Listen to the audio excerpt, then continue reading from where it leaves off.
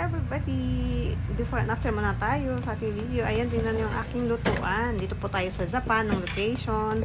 Ayan po ang before and after. Kasi yung lutuan namin sobrang tagal na niya at lumang-luma na, kinakalawang na nga. Siguro bago kami lumipat dito sa kaya almost 9 years na kasi kami dito nakatira, kaya ganyan na siya itsura. Grabe yung kalawang pala ng loob niyan. Oh, grabe ang dumi-dumi. Lumang-luma na talaga siya. Kaya pala hindi masyadong nasindi.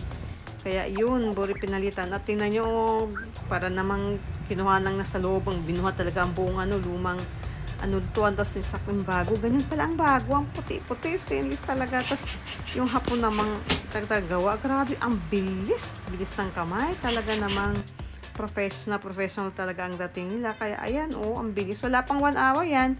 Bago na. Tingnan nyo. Diba?